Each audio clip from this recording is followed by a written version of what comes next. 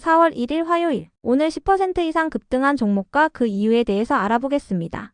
오늘 장은 오후 4시 키움증권 기준으로 코스피 지수는 1.62% 상승한 2521.39포인트로 마감했습니다.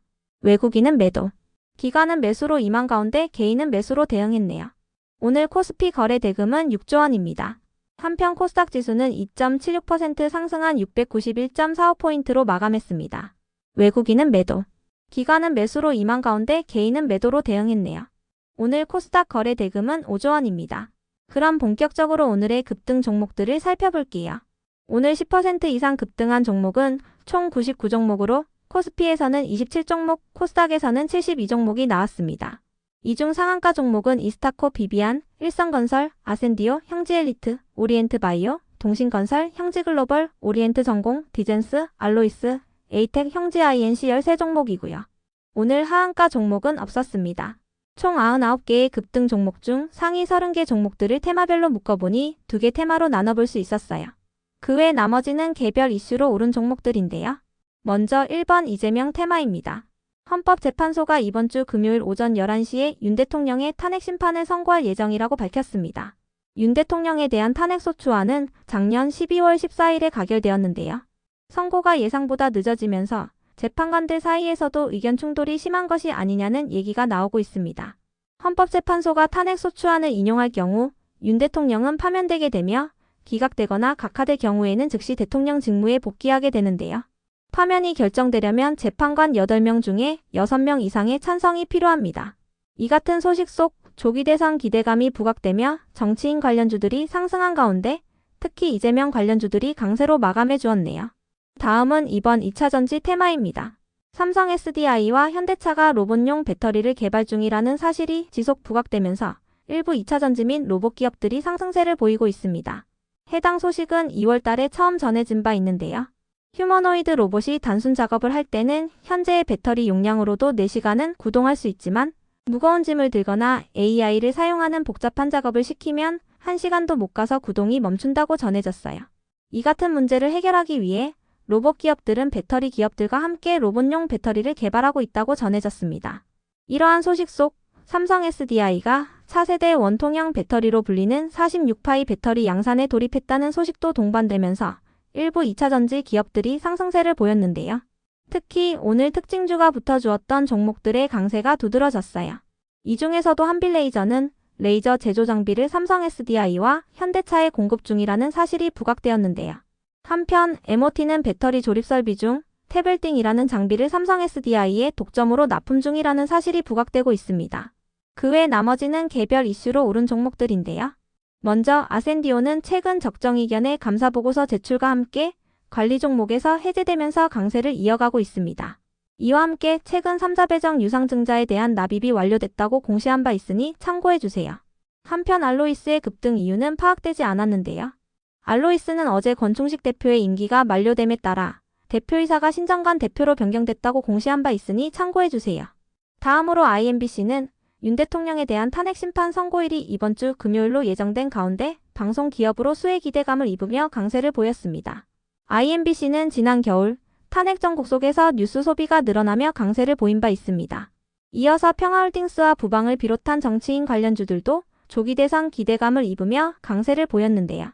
그 밖에도 경남스틸과 대형 포장 등의 정치인 관련주들이 강세로 마감해 주었네요. 다음으로 신라섬유와 스타코링크의 급등 이유는 파악되지 않았습니다. 이어서 한솔PNS는 최대 주주인 한솔홀딩스가 한솔PNS의 상장 폐지를 위한 공개 매수를 추진한다고 밝히면서 어제 상한가로 마감했던 종목인데요. 해당 소식이 지속 호재로 작용되며 강세를 이어갔습니다. 한솔홀딩스는 전자공시를 통해 4월 30일까지 한솔PNS의 주식을 주당 1,900원에 공개 매수한다고 밝혔는데요. 공개 매수 예정 수량은 약 1,105만 주로 한솔PNS의 발행 주식 총수 대비 53%에 해당합니다. 공개 매수에 응모한 주식은 모두 매수할 예정이며 공개 매수 대금은 현금으로 지급할 예정이라고 밝혔습니다. 한솔PNS의 오늘 정규장 종가는 1,885원이니 참고해주세요. 그럼 오늘의 거래량과 거래대금 상위 종목들을 시장별로 살펴보고 마칠게요. 대체거래소 도입으로 인해 3시 30분까지의 데이터와 다소 차이가 있을 수 있습니다. 먼저 코스피 시장에서 거래량 상위를 기록한 종목을 살펴보겠습니다. 1위가 윌비스, 2위는 오리엔트 바이오, 3위는 형지엘리트, 4위는 동양철관, 5위는 삼성전자, 6위는 일신석재, 7위는 콜마홀딩스, 8위는 이스타코, 9위는 코오롱 모빌리티 그룹, 10위는 대형 포장입니다.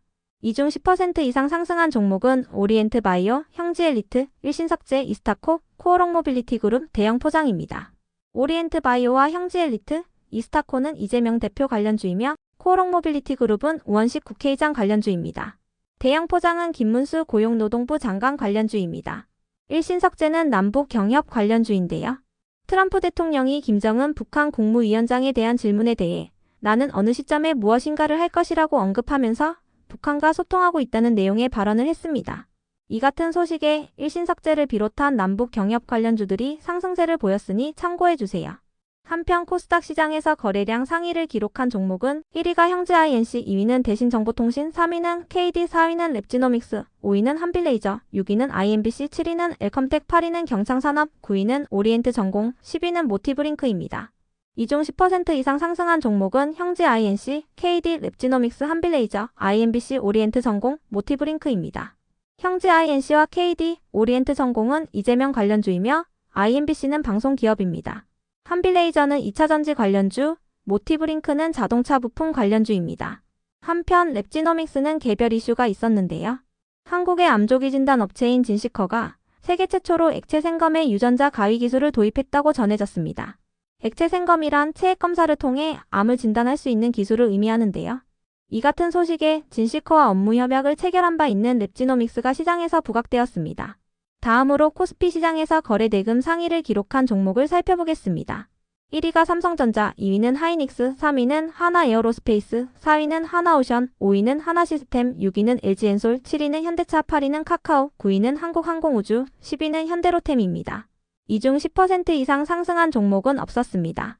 한편 코스닥 시장에서 거래 대금 상위를 기록한 종목은 1위가 TXR 로보틱스, 2위는 알테오젠, 3위는 모티브링크, 4위는 오리엔트전공, 5위는 펩트론, 6위는 온코닉 테라피틱스, 7위는 대진첨단소재, 8위는 한빌레이저, 9위는 형지INC, 10위는 에이텍입니다. 이 중 10% 이상 상승한 종목은 TXR 로보틱스, 모티브링크, 오리엔트전공, 펩트론, 한빌레이저, 형지INC, 에이텍입니다.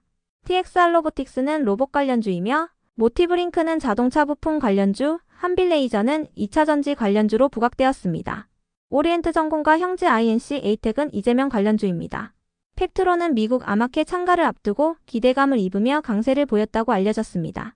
그 밖에도 미국의 제약기업인 일라이릴리가 레포디시란의 임상 이상에 대한 긍정적인 결과를 공개한 부분도 영향을 준 것으로 추정되는데요. 레포디시란은 일라이릴리가 짧은 간섭 RNA 치료제로 개발 중인 물질입니다.